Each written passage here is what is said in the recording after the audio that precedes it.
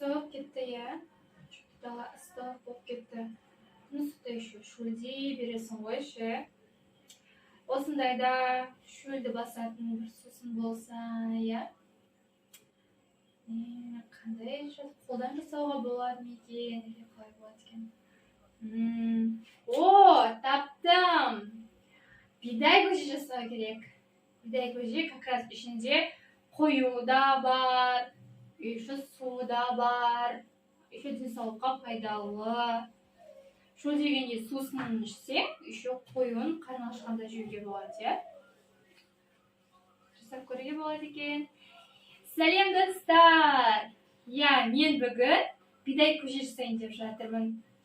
Негізі мұны көп жерлерде ашытпа деп те айтады, бидай көже деп те айтады. Ал достар, сіздер жақта оны не деп айтады? Қазір біз жасалу жолын видеодан көреміз. Кеттік! Достар, ыдысымызды білесіздер ғой, иә? Компот қайнататын, сондай қайнатуға арналған осындай үлкен ыдысымыз.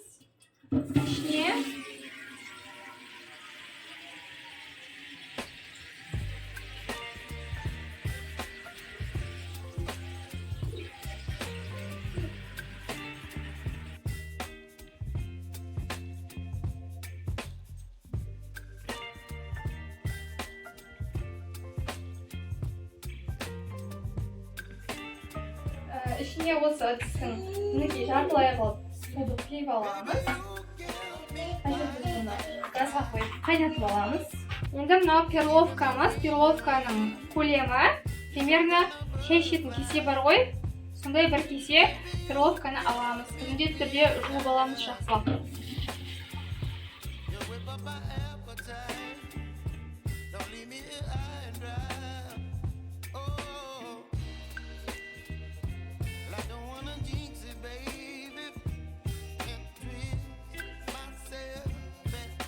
Перловкамызды жақсылап жуып алдық. Негізі көп жерлерде бидай көже дайындаған кезінде күріш пайдаланады екен. Мен негізі перловкамен жасағанды жақсы көремін. Перловкамен дәмді болып шығады. Сіздер үйлеріңізде осындай ашытқы жасайсыздар ма? Бидай көже жасаған кезіңізде оған не қосасыздар? Күріш қосасыздар ма? Жасамайсыздар ма? Соны комментарийға жазып қалдырып кетіңіздер. Енді мына перловкамызды суымыздың үстіне саламыз.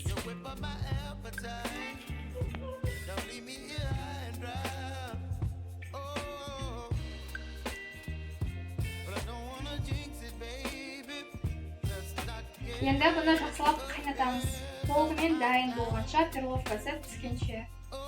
Достар, менің жаңағы ашытқаным перловкасы пісіп дайын болды. Бұны мынандай ыдысқа құйып қойдым, үлкен ыдыстан. Слишком үлкен болып кетті, газге сыймай кетті. Енді бұның үстіне біз үйде мындай қолдан ұйытылған қатығымыз бар.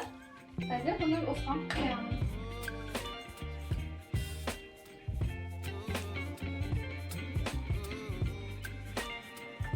Мінекей, көрдіңіздер ме, достар, осындай менде ашытпа пайда болды. Ішінде мындай перловкалары бар. Мінекей, достар, ішінде осындай перловкалары бар.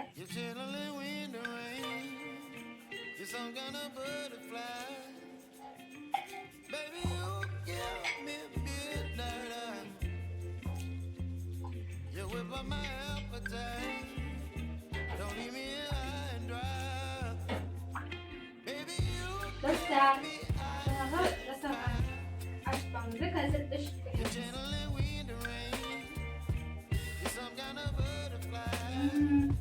Дәмі өте керемет.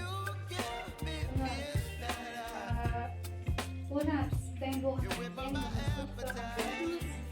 бұны холодильникке салып ішсе, дәмі өте керемет болады. Бұл ашытпаны осындай күн күндері ішсең, шөліңді қандырады, алып қойуын ішсең, адамның қарнын тойдырады.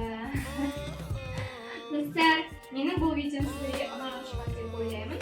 Достар, сіздер де егер осындай ашытпа сусынды үйде жасасаңыздар, комментарийға жазып кетіңіздер, достар. Ас болсын, сау болыңыздар.